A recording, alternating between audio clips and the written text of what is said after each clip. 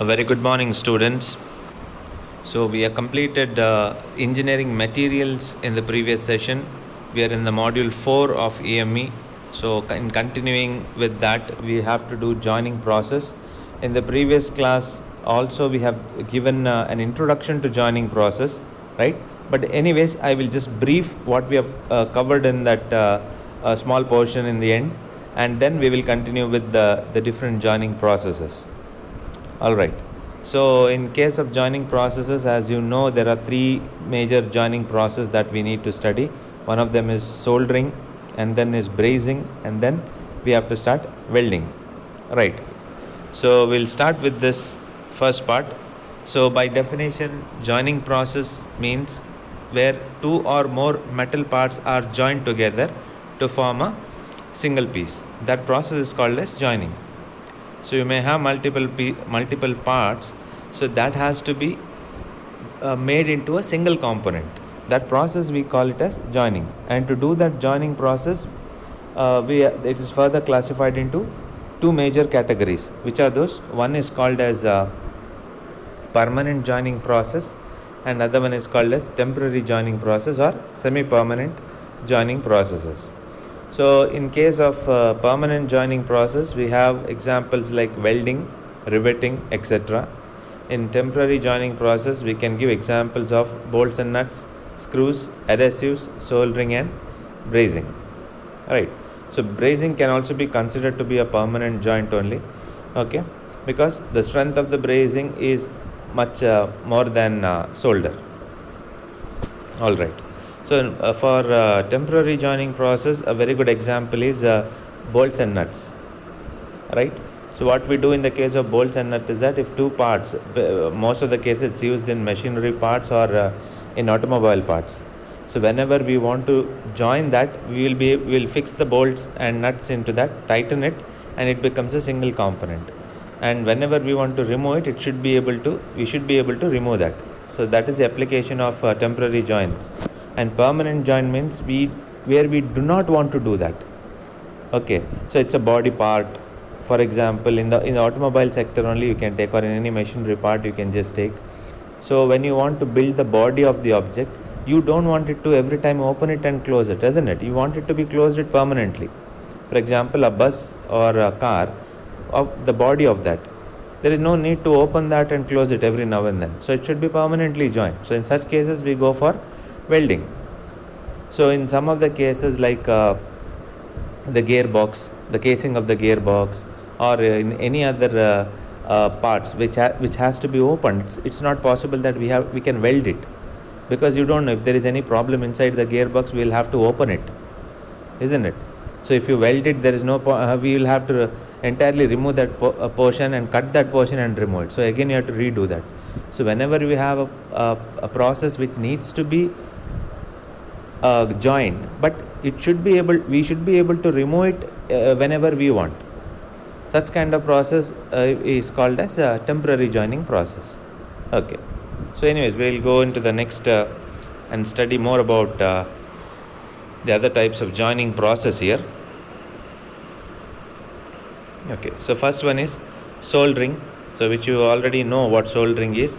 So soldering is a group of joining process used for joining similar or dissimilar metals by a filler material whose melting temperature is below 450 degrees.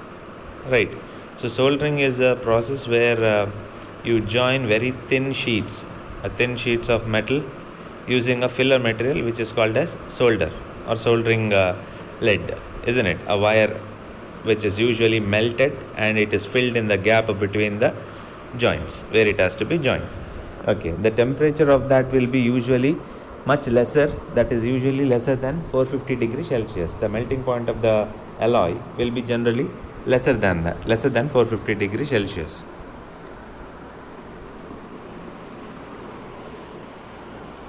Then pre-soldering requirements, the surfaces needs to be cleaned so that there is, in case of any contaminations like oil, dust and other things, if it is there, that has to be removed before doing the soldering process.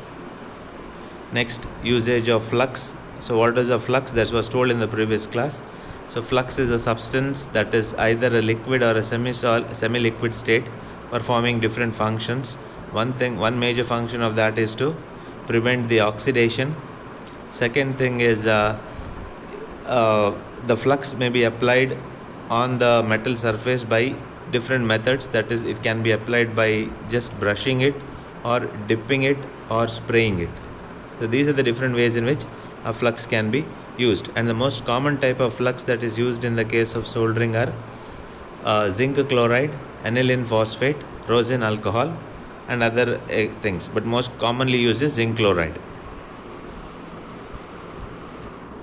Application of soldering, this you all know, soldering has many common applications. It widely finds application in the electronics field, right? So one of the most common applications of soldering is in assembling the electronic components into the printed circuit boards. So if you see any circuits, the electronic components, they have to be printed on the circuit board only by the means of soldering. And it is also used in connections between copper pipes and plumbing systems.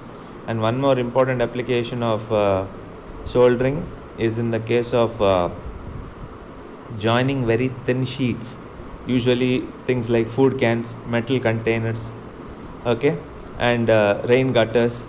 So all these things are usually joined by solderings. Okay. Then types of solder. There are different types of solders. One is called as soft solder and other one is called as hard solder. Now what is the difference between soft solder and hard solder? So the soft solders are usually the alloys of tin and lead. For example, lead is 37% and tin is in the ratio 63%. They have the melting points very low. The melting points will be from 150 degrees to 190 degrees centigrades. Okay, and apart from lead and tin, a very small amount of antimony, usually less than 0.5%, is sometimes added to improve the mechanical properties of the solder. But its addition should be controlled, otherwise it might impair soldering characteristics. Okay, so definitely the major components are lead and tin here, but there can be a small amount of antimony added to improve the mechanical characteristics. Soft solders are used in applications where the joint is not subjected to heavy loads and high temperatures. Okay, so as you already know, soldering is not generally done where it can take up a large load. So usually it breaks when large amount of force or load is being applied onto that. So it is usually applied on certain things, certain materials where it is not subjected to any kind of load or forces.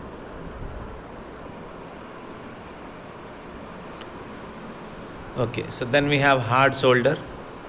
So hard solder is in silver alloyed with the lead, example 97.5% of lead and 2.5% of silver. Okay, or silver is alloyed with copper and zinc, example 50% of silver, 34% of copper and 16% of zinc. So this is called as hard solder. The main difference between soft solder and hard solder is in its melting temperature. Soft solder usually will have a melting temperature below 200 degrees Celsius, whereas the melting temperature of the hard solder will be in the range of 300 to 600 degrees Celsius. It is used to make a little stronger joints and can resist certain higher temperatures. Okay, so depending on the applications, we have soft solder and hard solder. So soft solder, as we told, the temperature of melting temperature will be around 190 degrees, 150 to 190 degrees, whereas in the hard solder it can be up to 300 to 600 degrees Celsius, and also it is comparatively stronger than that of soft solder, and it can resist higher temperatures. Okay, soldering iron method. So you know this soldering iron, if there is a workpiece and one more part has to be joined to that, you have a soldering wire which will be melted by a soldering iron. When it is coming in contact with that, the temperature of the soldering iron, whatever the solder is there, that will be melted, wire will be melted, and that will be applied on the joints or the space where the two objects are to be joined. Some of the advantages of soldering: low power requirements, low temperature process, so no thermal distortion and residual stresses in the joining parts. Dissimilar parts can be easily joined and thin parts will be joined easily.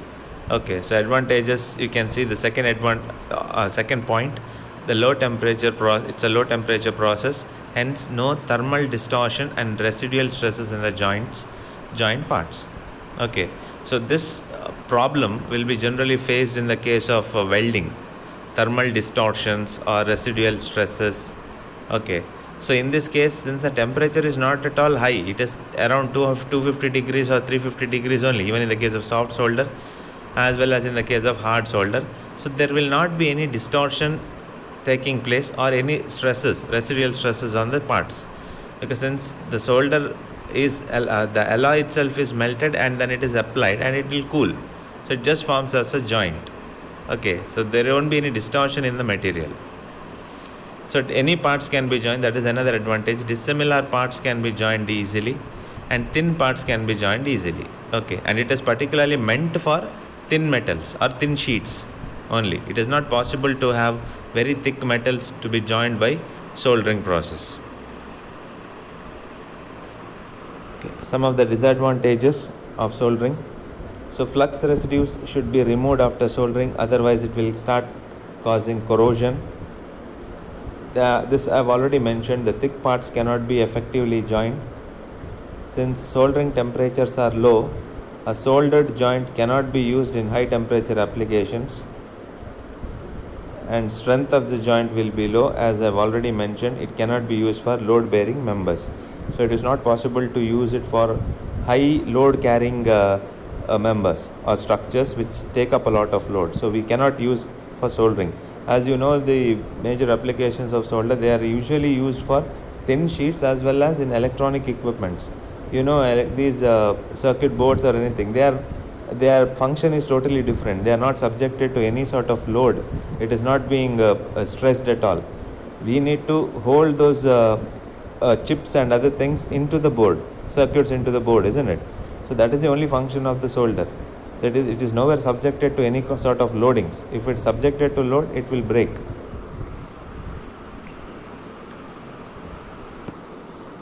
Okay, so now we come to the next part, that is brazing. Alright, so what is brazing and how is it different from soldering? So brazing is a method of joining similar or dissimilar metals by a means of filler material whose temperature is above 450 degrees but below the melting point of the base metal. Okay, so now what do you mean by a base metal? Base metal means the workpiece or two parts which are to be joined. So the temperature of this brazing process will be definitely greater than 450. That means it is higher than the soldering procedure. In soldering, as we told, the temperature will be between 250 to 400 or 450 at the max, right? So in the case of brazing, what happens is you need to increase the temperature above 450. That itself is a major difference between soldering and brazing methods. Okay, here also we can have joining of dissimilar metals, that is most commonly used in the case of brazing. We can have aluminium joined with the steel or copper with the aluminium. So we can have a combination of two different materials which can be joined together. Okay, that process is called as brazing. So in brazing, what happens is you will have a brazing torch. Alright, so as you can see in the sketch here, right, you can see the sketch here, you will have a brazing torch and then you will have a filler material here. So that will be applied at the joints where it has to be joined. You can see there is a part A here and a part B here. So this has to be joined like this in the center. So you can see the brazing torch will be producing the heat which is definitely greater than the 450 degrees Celsius, during which the metal which is used as a filler material will be melting and that will be applied on the joint, on the surface. Okay, so some of the important things in the case of brazing is that, so when you have a brazed joint, it looks much better. The finishing will be better compared to that of welding. Okay, you will have a very clean metal because the material will flow in the capillary action and it will just fill the spaces where it has to go. So once the brazing is done, of course you can make out that something is done, but when you compare welding and brazing, you can see physically, the appearance wise, the brazing will look much better than that of welding. Okay, so you can see some of the materials that has been brazed, right? So you can see that in the sketch here itself, right here. So this is the joint. So this is material A, this is material B. It can be a same material or it can be a different material. So you can see the brazing is being done here. Okay, even though there might be a slight finishing operation that has to be done on this, but if you see the right hand sketch here, so you can have a very clear difference between brazed joint and the welding joint, which I have been explaining at that time, isn't it? You can see the joint formed by the brazing here, and you can see the joint that is formed by welding. So when you see these two parts which are identical have been joined by brazing and welding, you can see physically this looks much more, aesthetically it looks much more better, isn't it? You can very easily make out the part that is being welded, and if you can see the part that is being brazed, it looks very clean and neat. Now that is one difference between brazing and welded joint. But when you compare the strength of the joint, definitely you will know that the strength of the weld is much more stronger than the strength of brazing. Okay, so brazing will be generally done where, again, as I told you in soldering, where it is not subjected to very heavy loads.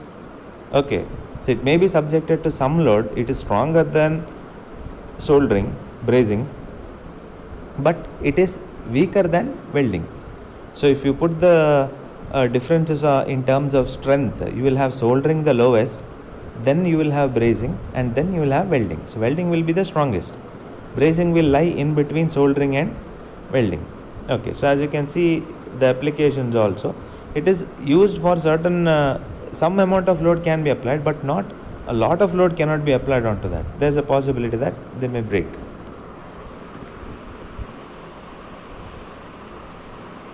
Okay, now this filler material, we have not spoken anything about the filler material there, right? The filler material is called as spelter. Okay, SPELTER, that is called as the filler material in case of brazing. So it is a non-ferrous metal or alloy. Copper and copper alloys, silver and aluminium alloys are the filler materials that is used for brazing. Alright, so the material which you have seen in the previous slide, the torch, brazing torch was there, and I said this is the filler material which will melt and that will flow into the cavity or the space where it has to be joined. Okay, that filler material is usually called in case of brazing, it is called as spelter. Okay, so the flow of molten material, filler material, into the gap between the two workpiece is driven by the capillary force. This is what I told. So that is going through the capillary action into the gap. So that means the joint that is formed will be very neat. Okay, because it will not just go and stick adhere onto the surface everywhere and it will create one more layer on the top. Generally what happens is the filler material in the case of brazing will go through the capillary action. That means it goes through the gap whichever is produced, because where the two metals has to be joined, and it goes and enters there and just takes the space of that area only where there is gap between the two metals, where the joining has to take place. That's usually done by the capillary action. Okay, so that is why I told you the brazing method is, or the brazing product would be much more better to see when compared with that of welding. The filler materials flows there into the process and then it stays there, cools at that particular point and solidifies and will form a strong joint. Okay, so it will flow through the capillary action and fill the gaps wherever it has to, wherever the space is there, and within that space it will settle down there and then it will cool, and after, when it solidifies, we get the solid product. The solid joint will be formed.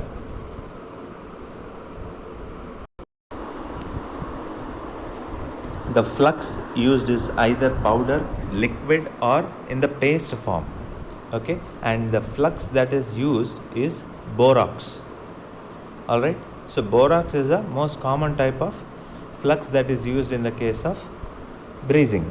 And I don't have to repeat what is the function of flux, isn't it? Why flux is usually used? That will actually prevent the oxidation of the metal. Generally, when the temperature is higher and when it is exposed to atmosphere, what will happen is there is a possibility that the material can react with the atmosphere and can form oxides and lose its strength. So that's why we are using something called as flux, so that when the material is in its molten state, there won't be any air gap or any oxides that is formed, and then the strength will reduce. That's why we are using the flux, and borax is the common type of flux that is used in the case of brazing. Then we have different types of brazing. Anyways, that we need not study about the different types of brazings here. That is not actually asked. But for your understanding, for your knowledge, we're just telling you which are the different types of brazing. So we have something called as torch brazing, furnace brazing, dip brazing, resistance brazing, induction brazing, vacuum brazing, and many other. Okay. Anyways, as I told you, there is no specifically asked about what the types of brazings here. We have to only study about what is brazing, what is soldering, what is brazing. But in case of welding, there is specifically asked different types of weldings we have to study. But as far as brazing is concerned, we need to know what do you mean by brazing, what are the different flux, not different flux, what is the flux used in bearing, what is the filler material used in bearing. This is the process, and you need to know the difference in temperatures, because usually in the question they will ask that difference between soldering, brazing and welding. So you should know which strength wise which is better, temperature range, filler material and all those things, flux used, all these things you should know to compare it with soldering as well as welding. Okay, next one, advantages of brazing. So much heat is not involved in this process as well, hence very low thermal distortion and residual stresses will be there in the joints that is formed. Okay, you can see, as I've told you, the temperature will be above 450 degrees. In case of soldering it will be much lesser, but in this case it is above 450 degrees, but it will be much below than the melting temperature of the base metal. Okay, so since the base metals will not be melted and it is very lesser than the melting temperature, the thermal distortion and residual stresses will be very less or negligible. Okay, and the process of brazing can be easily automated. Okay, because you have a filler material, you can make this process, just the brazing torch has to go around the joint which has to be formed. So this process can also be automated. And one more very important advantage is that dissimilar metals can be joined. Any two different materials can be joined using brazing. Okay, so some of the disadvantages in the cases of brazing: the flux residues must be removed after brazing, otherwise it may cause corrosion. We had a similar kind of a situation in the case of soldering as well.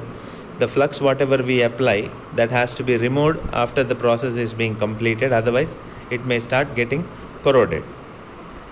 Okay, so one more disadvantage is that large and thick sections cannot be brazed efficiently.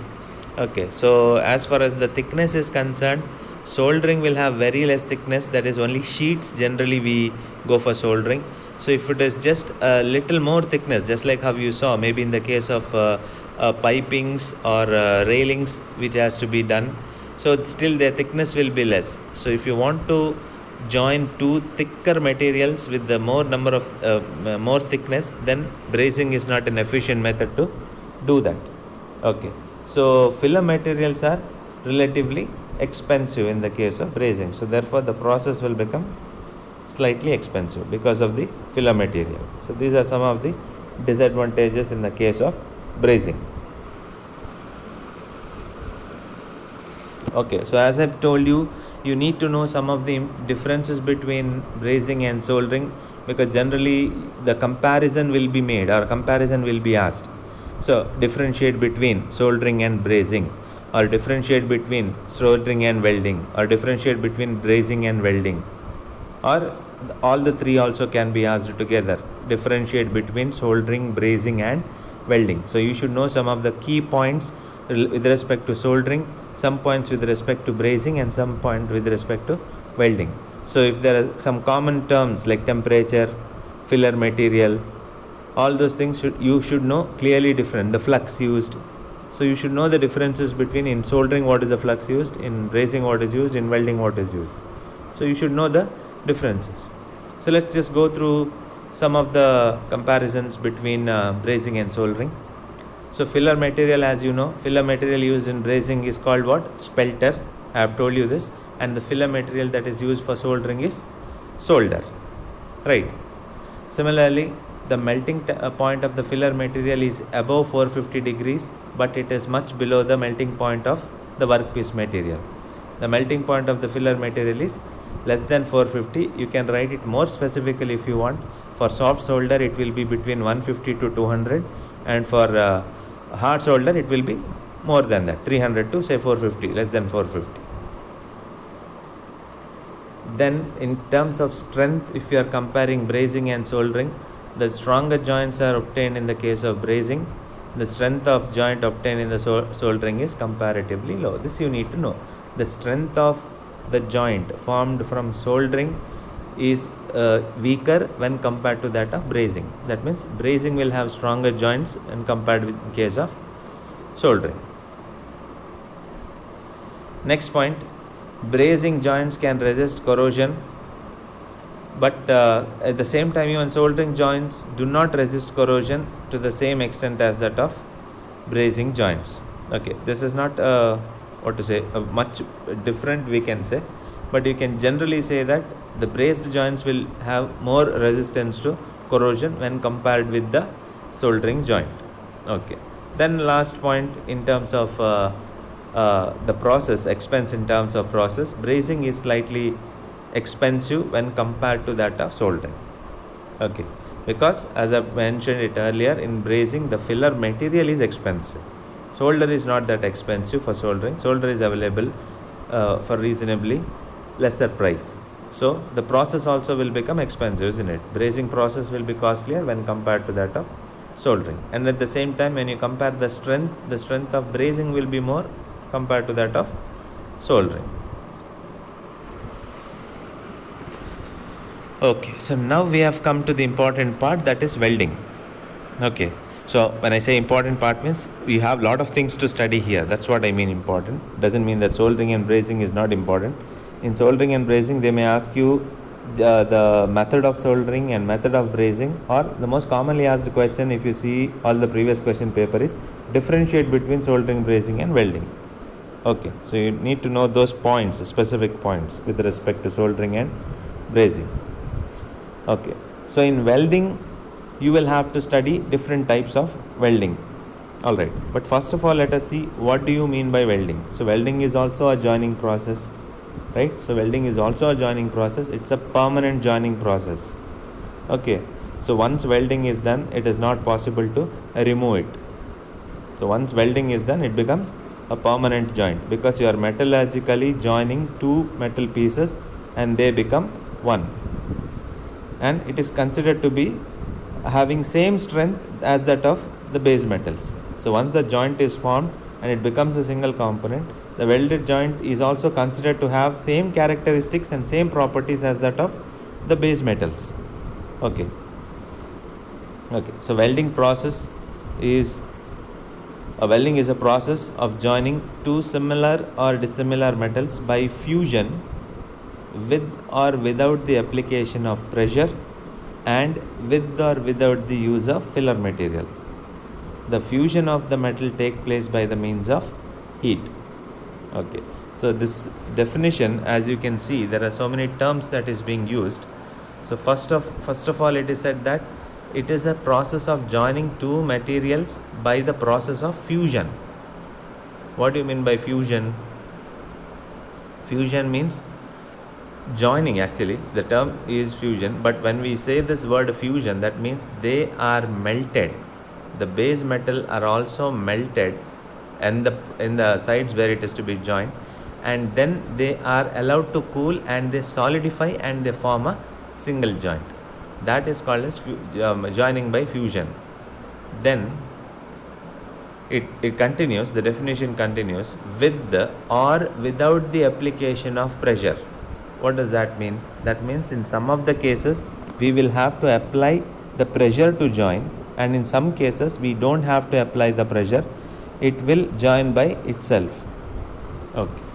And with or without the use of filler materials. So what does that mean again?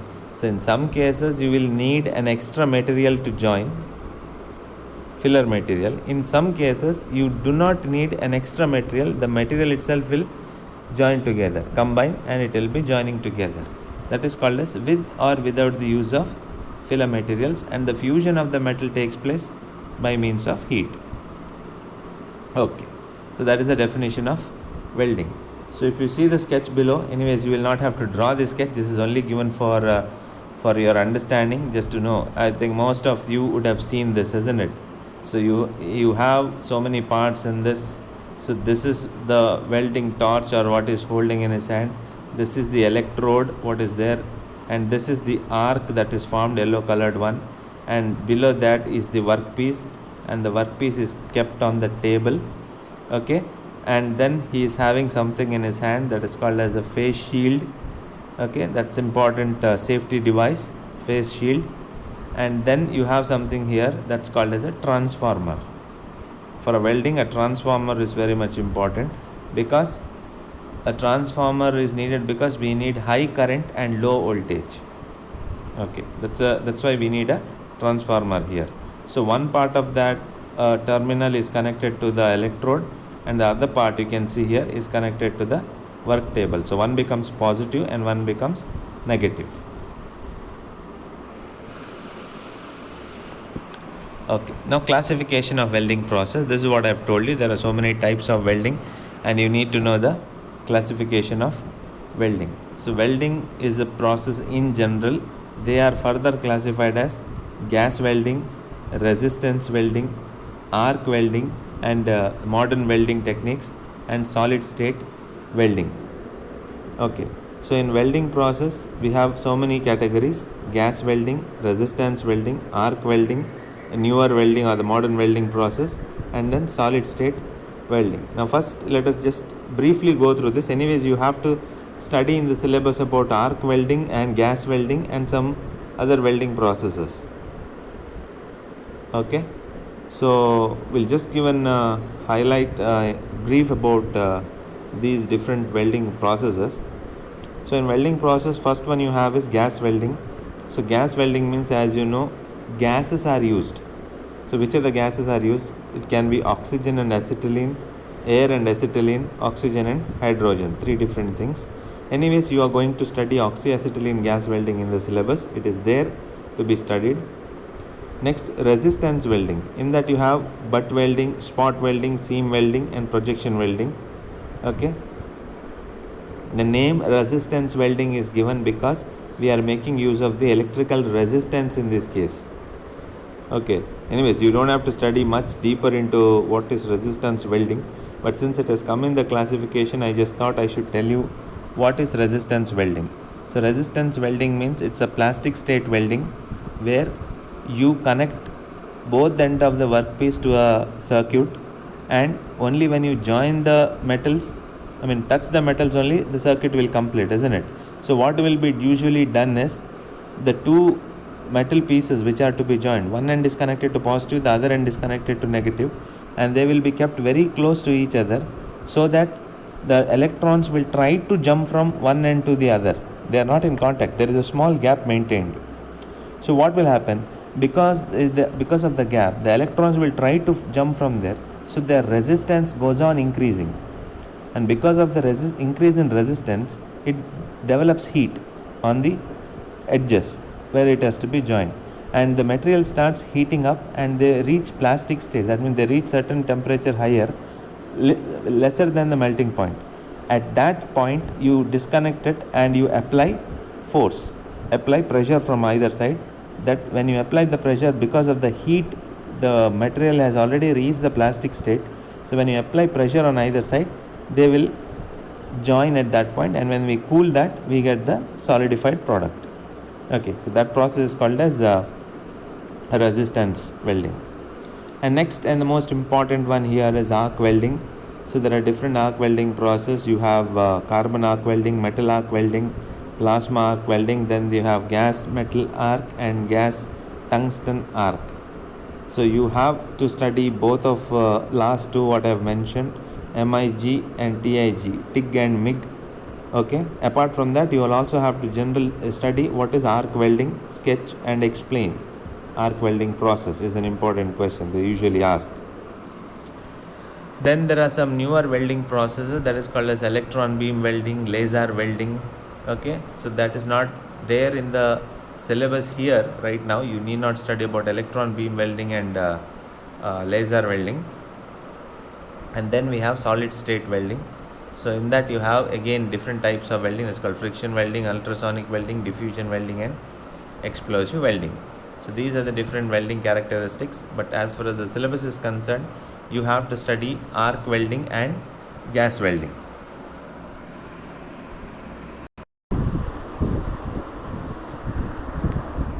Okay, types of welding. So types of welding, first one is called pressure welding or plastic welding. I have already explained this concept when in the classification of welding, but anyways, we'll just go through what is pressure welding or plastic welding. So the metal parts to be joined are heated to the plastic state or slightly above and then fused together by applying external pressure, and no filler material is used in this particular process. That is called as plastic welding.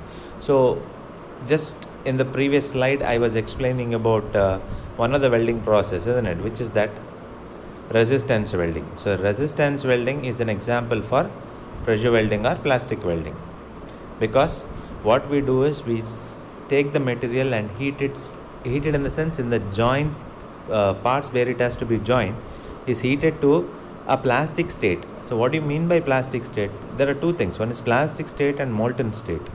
So plastic state means just when the material will be losing its elasticity property and they just start to deform. When you heat, you can take plastic as an example. Imagine of a plastic. So when you just start heating it, at some point of time, it will not melt, right? So when you give a certain more heat, they just start to deform from its regular shape. So that state is called as plastic state. Okay, so same thing happens in the case of metals also. So when you heat it to a temperature, certainly higher temperature, they just start to become plastic, they start reaching plastic state. And if you continue heating it and if you heat it to a very high temperature, then they start melting. That is different. So in this case, they are heated to the plastic state, and when they become slightly softer, right, when they go to the plastic state, it becomes softer. At that time, on either side, you start applying pressure and try to join it. So when you try to join it, no, because of the application of pressure, they will be holding each other, and when you are cooling it, they form a solid joint. So obviously there is no need for any filler material or extra material to join there. So examples are forge welding, friction welding, resistance welding, etc. And I have already explained what is resistance welding, so it's a beautiful example of pressure welding. Next one, fusion welding. So in this case, as I've told you, there are two types of state, isn't it? One is plastic state, another one is molten state. So if you're heating the material only up to the plastic state, then we apply pressure on that, we call that as plastic welding or pressure welding. Now if the same parts are heated above their melting temperatures, that means you're heating it further more, and then you are actually allowing the molten the metal to melt, and then they are allowed to solidify by cooling it, and then you may need a filler material in this case, or you may not need, and such kind of welding process are called as fusion welding process. So your arc welding is an example of fusion welding process. So you need to remember that fusion welding means it is arc welding, where you are actually melting the workpiece or heating the workpiece beyond the melting temperature. That means usually if you consider any metal, say iron, mild steel or anything, the melting temperature will be close to 1400 to 1500 degrees. So if you are heating it above that, say 2000 or 3000 degrees, the temperature that is produced in the case of welding, then that process is called as fusion welding. An example for that is, as I told you, it is arc welding or gas welding, laser welding, etc.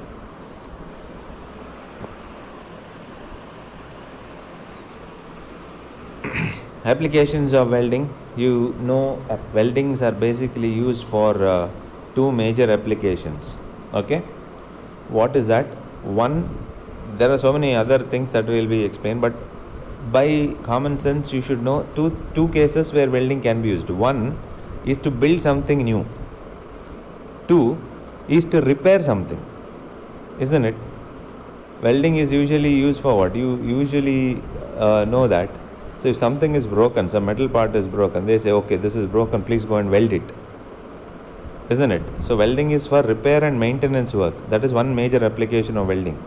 So we usually don't throw if any metal parts which of any particular product is broken. We say that this can be welded and repaired, right? So that is one example. Other thing is in the fabrication work. That is when you're building something new. It can be automobile, it can be ship, it can be aircraft, or anything for that matter. So it is basically major application of welding is in the case of fabrication work and repair and maintenance. Okay. So welding finds its application in shipbuilding, automobiles, aircraft, power plant, buildings, bridge constructions, storage tanks, pressure vessels, refrigerators, machine tools, and in almost all the sectors where parts are fabricated as per the needs, isn't it? So it is not at all possible for any manufacturing sector or any particular part to make a single component. It is impossible, isn't it? Whenever we have a machinery part or a automobile or any aircraft to be built, we cannot make whole thing out of one object, isn't it? So parts has to be made, part by part it will be made, then it may have to be joined. So for that joining process we use welding, whether it is in the case of ship, automobiles or aircrafts, even the case of bridge or anywhere. You would see that, no? It's something that we see in our daily life. Everywhere you see some people will be holding the electric arc welding and they will be doing welding every now and then. So either part has been broken or they are doing something new, usually in the construction works, isn't it? So anywhere, so name any of these areas we use welding. So apart from fabrication work, as I have told you, one is majorly is fabrication. Apart from that, it can also be used for repair and maintenance. For example, joining the broken parts or rebuilding worn out components. So that is the major applications of welding, right? So welding is very extensively used everywhere, either to repair and for other maintenance purpose, or for when you are doing something, fabricating something new product. Okay, so these are the applications of welding. Okay, so this is the arc welding process. This is an important question from your examination point of view. Generally you would see this in the question paper. They usually ask this question: sketch and explain the arc welding process. So you have to do the sketch and explain clearly what are the things, how welding is done, what are the things that is used in welding, okay, and what is the procedure. You need to explain this. So let us go through the sketch first. So you have the workpiece here below, right? So this is the workpiece, and this is already the weld that is formed, and the weld is being moving from right to left like this. The direction of travel is being mentioned here. That means welding has started from here and it is going like this. All right. Then there are so many parts that has to be studied here. So what are the things that you have to study in this is, first of all, let me go through the power supply. So power supply will have two terminals, one positive and one negative. So if you observe here, one of the terminals should be connected to the workpiece and the other terminal should be connected to the electrode. Okay, so only then we can have an welding circuit. So you should have one terminal, maybe this is positive and this can be negative, or reverse is also possible. So one of the polarity, one of the terminals has to be connected to the workpiece and the other terminal has to be connected to the welding torch. Okay, then you have something called as electrode holder. Okay, this is the electrode holder and this is called as electrode. This is the very important part in the welding. This is called as the electrode.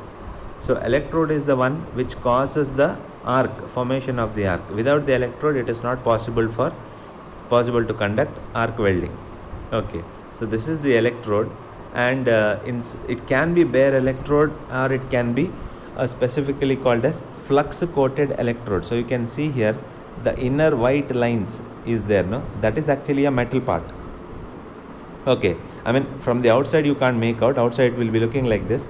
If you see it from inside, this portion is there, no? This is the metal part which will actually melt and then form the joint along with the workpiece. And on the side of that, on either side you can see here, it's circular actually, it's a circular part. There is something called as flux which is coated onto the electrode. It is called as flux coated electrode. Okay, so I will explain what is the use of this flux, why the coating of the flux should be given. Okay, and this is the arc. This is the arc and around the arc there will be gaseous shield that will be formed in order to prevent the metal from oxidizing. Okay, and then this slag which is formed because of the flux will be on the surface, which needs to be removed later. After the welding is completed, this slag has to be removed. Slag is an extra portion that is coming on the top of the weld. Okay. Alright, so now we have to see how this arc is formed. This is very important. This is what you need to explain, how the arc is formed. Okay, so as I told you, you have the workpiece, two parts, part A and part B, which are to be joined together, which is kept on the work table. Okay, and one end of that is connected to one terminal and the electrode is connected to another terminal, positive and negative. Now how the arc is formed? So if you just connect positive and negative and if you keep the electrode holder in your hand, there won't be any arc. So how arc will be formed? What you need to do is, you need to take the operator, of course, operator will be holding that in the hand, and what he will do is, he will take the electrode and he will just touch the workpiece with the electrode. Okay, electrode holder, he will be holding it and the electrode will be connected to that. So you can see that here, right? Sorry, you can see that this is the electrode holder which will be held by the operator in hand, and this is the electrode. So what it does is, he will take the electrode and just touch the workpiece and then immediately release it. Okay, he will not touch it. If you touch, what will happen? It will get stuck there itself. Okay, the electrode, if you just take it and keep it on the workpiece directly, it will just get stuck there. It will join there, that point only, and no arc will be formed and you will not be able to remove it. You'll have to break it then.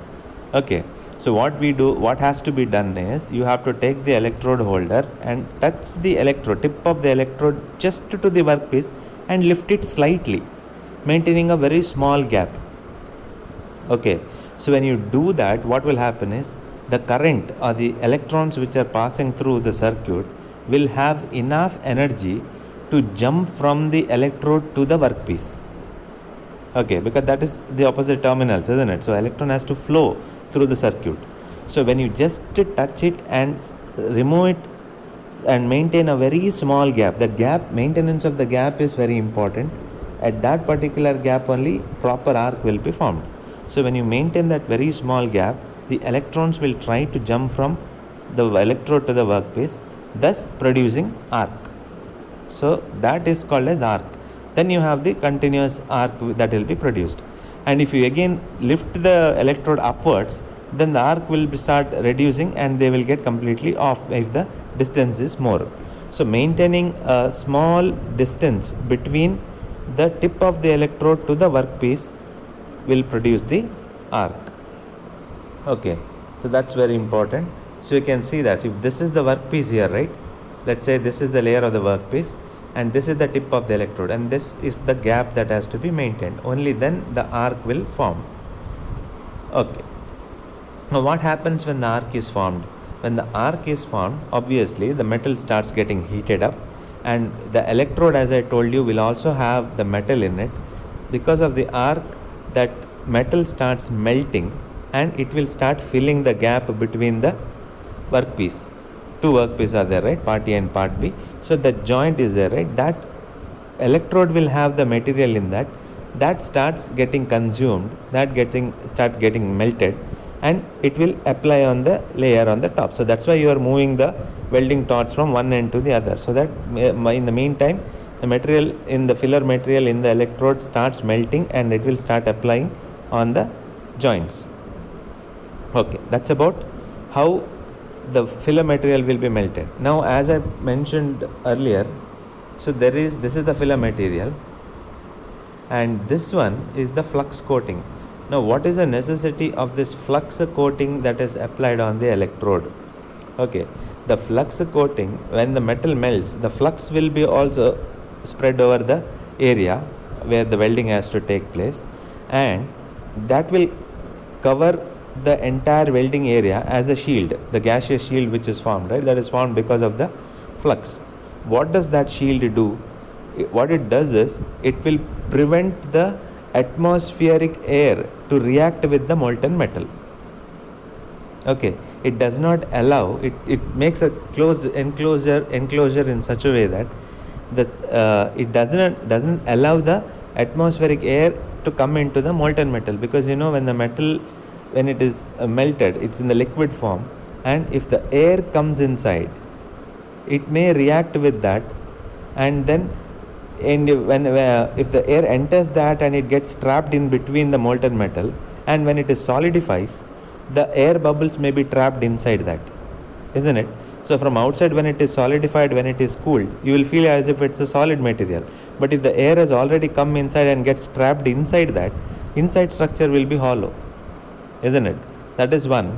Second thing, it also can react with the molten metal and form its oxides, which again reduces the strength of the material. Again, if the air gets trapped inside the molten metal and it somewhere stays in between, and on the top, when it is cooled and solidified, if the air is present inside, again the strength will be very less. In order to prevent this oxidation and reduction in the strength of the material, this flux plays a very important role by creating a gaseous shield, thereby preventing the atmospheric air entering into the welding zone. Okay, so that's a very important function of the flux. That's why we are using that flux coating, and that provides the gaseous shield. Okay, then what is the slag now? Slag is the layer which is formed on the top of the surface because of the flux. It doesn't allow, I told you, it doesn't allow the air to get into the molten metal. So it creates a layer on the top which is called as slag. So that slag will prevent, it also helps in cooling of the material and also prevents the contact of environment. So when the welding is done, so after the welding process is completed, it will be hot, it has to be cooled, isn't it? So once it is cooled, the slag will be still there, which has to be finally removed by chipping. There's a process called as chipping, that is, you have a hammer, a small hammer called as chipping hammer. You have to use that and beat it on the surface of the weld. So these slags will start cracking up and that will open, and inside that you will have the proper joint. So that is called as slag, which you can see here. Right, so this layer on the top will be called as slag, which has to be later on removed after the welding is complete. So this is how the arc welding process is done. Okay, so another important point which actually I had to tell you is regarding the requirements of the arc welding. Okay, requirements of arc welding. So in the requirement means, what are the things that is required? We need very high current and low voltage, right? So whatever supply we usually get at home, okay, from the electricity board will be 220 volts or 230 volts, right? So we need lesser voltage but higher current. So for that we need something called as a transformer. right? So there are two types of transformer. One is called as step up transformer and another one is called as step down transformer. So in case of step up transformer, it increases the voltage from the input and gives a very high voltage. Step down transformer means it reduces the voltage from the input and gives a very less voltage. So in that case, what do we need here? Do we need a step up transformer or a step down transformer? For welding, the requirement is low voltage, high current. So voltage has to be less. So input voltage will be around 220 volts. So we have to reduce it to, let's say, 10 to 80 volts. That is a range of welding. It should be very low as possible, less than 100, around 80 volts. So we need to use a step down transformer in this particular case. So we need to use a step down transformer. So the voltage will be reduced, current will be increased, and that will be useful in the case of welding. So suppose if this question is asked in the examination, you will draw the sketch properly, okay, and explain about the welding circuit. As I told you, one terminal, the workpiece is connected to one of the terminal, electrode is connected to another terminal. You need to explain about the transformer, that is why we need a step down transformer, what is the need of a step down transformer, how it reduces the voltage and increases the current, because that is the requirement of welding. Then you have to explain the procedure of formation of arc, and you have to explain the use of flux and also about slag and how the arc is formed, how the filler material is melted. You need to explain so many things if the question is asked on arc welding. Okay, draw the sketch, explain the circuit and explain electrodes, flux and about the transformer. Is that clear? Okay, so next is about the type of electrodes. So welding electrodes used in the arc welding process are classified into two types. Okay, first one is called the consumable electrode and second one is called as non-consumable electrodes. So one of the electrodes I have already spoken in the case of arc welding, right? I told you there is an electrode which is having the flux coated onto that, and that melts and joins on the surface of the base metals. So what type of electrode is that? Is that consumable or non-consumable? It's very simple to answer because in the name itself it's there, consumable and non-consumable electrode. So one which gets melted along with the workpiece and forms the joint is a consumable electrode because it's being consumed, isn't it? The metal it's being melted and that will be joined along with the workpiece, and that's why it's called as consumable. So the one which we have saw in the arc welding process in the previous slide, that is a consumable electrode. So I hope you understand what you mean by that, isn't it? So as per the definition, it is consumable electrodes are those which get consumed during the welding process. So they also melt and they get consumed, and we need to replace by another electrode after some time. So when we do the welding, the electrode goes on melting and it will get over. So we have to remove that and we have to insert another electrode. Okay, so such types of electrodes are called as consumable electrodes. Okay, so again these consumable electrodes are further classified into two types. Okay, two or more types actually. So main is coated electrode and non-coated or bare electrode, and there's one more thing that is called as tubular electrode. Now what do you mean by coated electrode? What coating we are talking about? See, first of all, it's a consumable electrode, so it gets consumed. So in that consumable electrode also there are two types. One is bare or plain, another one is coated. So if it is coated, what coating we are talking about? We are talking about the flux coating. Okay, so the previous example in the arc welding procedure, the electrode which was used was consumable electrode plus coated electrode because the flux was coated on the outer surface of that, isn't it? So it was a consumable electrode as well as coated electrode. But we can have non-coated electrode also. That means it's not mandatory to have that flux. Flux is very important, but in that case, in some of the cases, we may have a non-coated electrode as well. Okay, so we have the sketch here on the top. I just ignored the sketch. I just wanted you to see it here right now. So this is an consumable electrode which is coated with flux. So if you just see here, no, this is the metal which is going to be melted, so consumable metal, and this is the outer coating, the powder which is being coated, generally a flux. So I'll just try to zoom it into that area and try to show you, so you can have a clear picture here, right? So this gray colored portion, dark gray colored portion is the metal inside, and on the outer side you can see it's been coated, a powder has been coated onto that, which is actually flux. Okay, so here we have different types of electrodes which I've already told you. So this is a coated electrode, this is the base metal, okay, and then on the outer side of that we have the flux coating. You have seen the picture in the previous slide, so I think you will understand it better. So it's a cut section we are showing. So this is the metal, and on the outer periphery of that we have the flux coating, that's called as coated electrode. Next one, we have only the metal. Instead of coating, if you only have the metal, we call that as a plain electrode or a bare electrode. And then we have something called as a tubular electrodes, in which outside you will have the metal, inside you will have the flux coating. Okay, it's actually a flux coated electrode only, but the only thing is that here you have the metal, the coating is done on the outside, here it's reversed, that's all. You have this material on the outer side, and inside hollow structure you will be filled with powders, that is called as tubular electrode.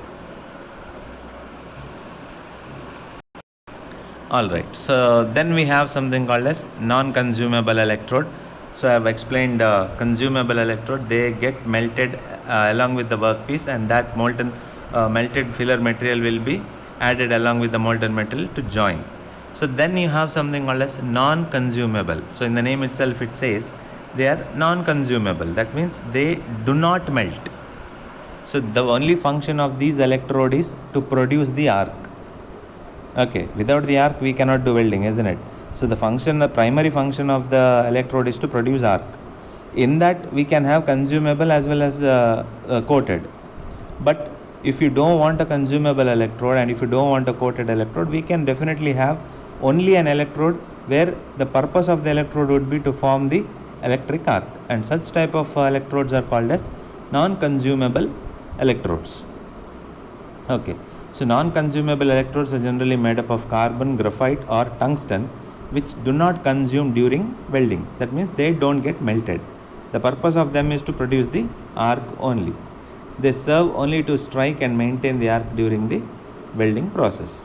Okay, so you may have a doubt right now, if that is the case, if it is not giving if it doesn't melt or doesn't produce, then how the welding will take place only with the case of arc? In that case we may have to use an additional filler material.